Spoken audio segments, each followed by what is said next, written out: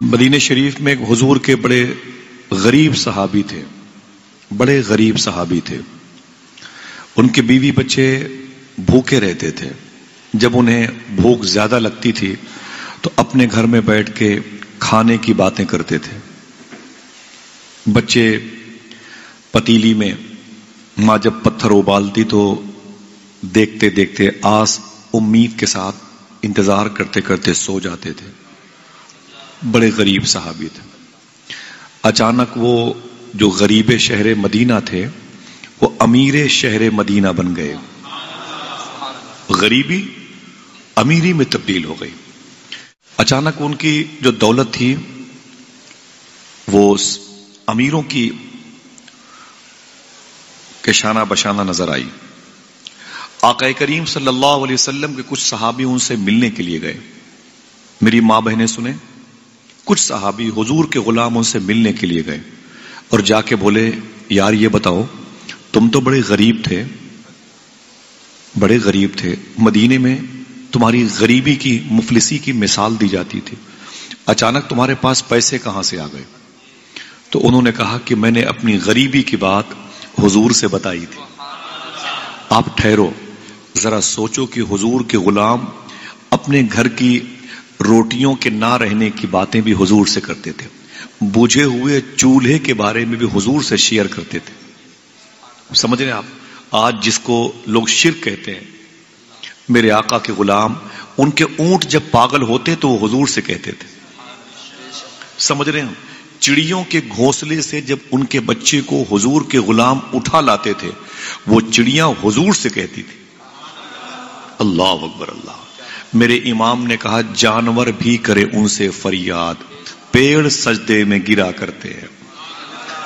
تو میرے آقا صلی اللہ علیہ وسلم کی بارگاہ کے کچھ صحابہ ان کے گھر گئے، بولے یار یہ بتاؤ، تم تو بڑے غریب تھے، امیر کیسے بن گئے؟ تو وہ کہتے ہیں کہ میں نے اپنی غریبی کی بات حضور سے بتائی تھی۔ بولے پھر؟ بولے حضور نے مجھے 3 باتیں بتائی۔ بولے پھر؟ بولے جب سے ان 3 باتوں پر میں عمل کرنے لگا، غریبی گھر سے باہر چلی گئی، امیری گھر کے اندر آ گئی۔ محبت سے کہہ دو سبحان اللہ۔ یہ مبارک جماعت ہو یا زمین پر بیٹھے ہوئے لگتے ہیں آپ، حالانکہ آپ آسمان پر بیٹھے ہوئے، خدا کی قسم اس اسٹیج سے زیادہ اونچا وہ اسٹیج ہوتا ہے جس اسٹیج پر وہ بیٹھتے ہیں جو حضور کی سنت ادا کرتے ہیں۔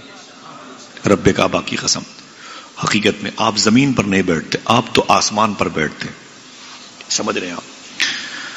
وہ کہتے ہیں 3 باتوں پر جب سے میں نے عمل کرنا شروع کر دیا، غریبی گھر سے باہر چلی گئی، امیری میرے گھر میں آ گئی۔ پہلی بات، میرے آقا فرماتے ہیں کہ تم غریب ہو، بولے بہت زیادہ، تیرے بچے بولے بھوکے ہیں، تیری بیوی بولے بھوکی ہے، چولہا بولے بجھا ہوا ہے۔ میرے آقا فرماتے ہیں ایک کام کرنا، جب گھر میں داخل ہونا تو سب سے پہلے گھر والوں کو سلام کر لینا۔ کیا کرنا؟ ہاتھوں کو اٹھا کے بتاؤ کیا کرنا؟ سلام کر کے بتاؤ۔ وعلیکم السلام رحمت اللہ۔ یہ سنت حضور کی ہے، سنت حضور کی ہے۔ اس کے معنی کیا ہوتا ہے؟ اس کی میننگ کیا ہوتی ہے؟ کیوں سلام؟ اللہ تمہیں سلامت رکھے۔ السلام علیکم، اللہ تمہیں، آپ کیا کہتے ہیں؟ وعلیکم السلام، اللہ آپ کو بھی سلامت رکھے۔ جس سے سلام کریں گے وہ آپ کی حفاظت کی دعا دے گا۔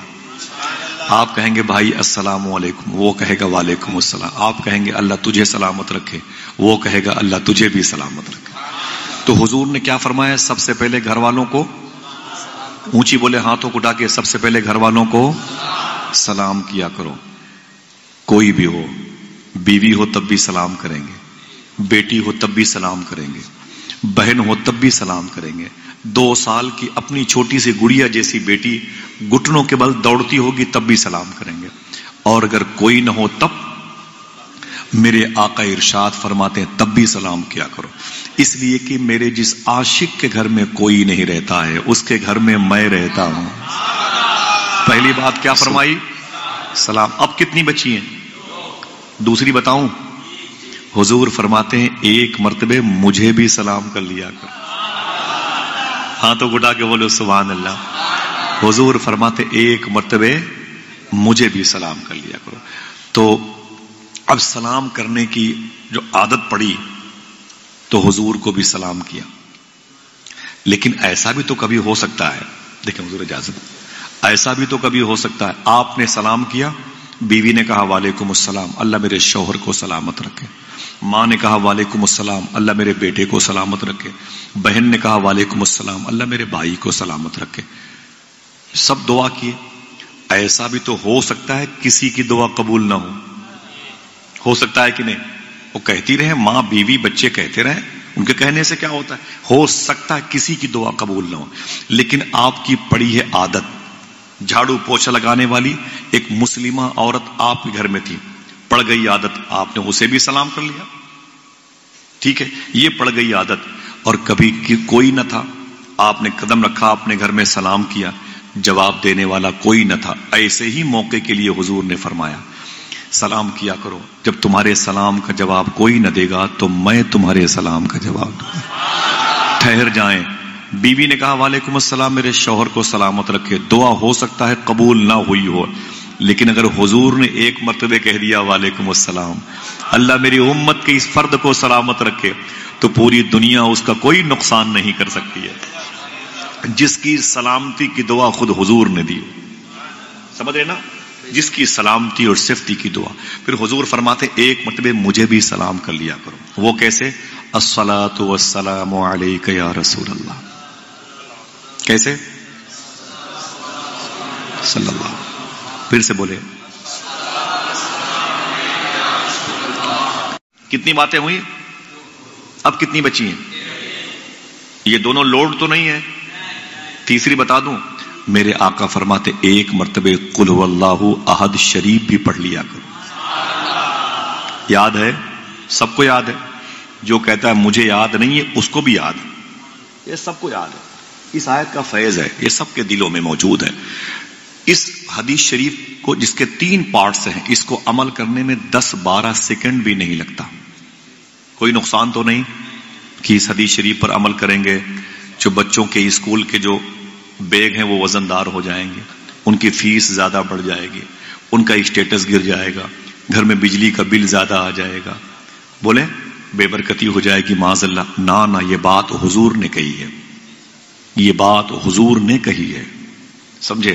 تو وہ کہتے ہیں جب سے ان 3 باتوں پر میں نے عمل کرنا شروع کر دیا، غریبی میرے گھر سے باہر چلی گئی، امیری میرے گھر کے اندر آ گئی. اللہ اکبر. اللہ دعا کرو اللہ ہم سب کو حضور کے ان 3 قول پر عمل کی توفیق عطا فرمائے.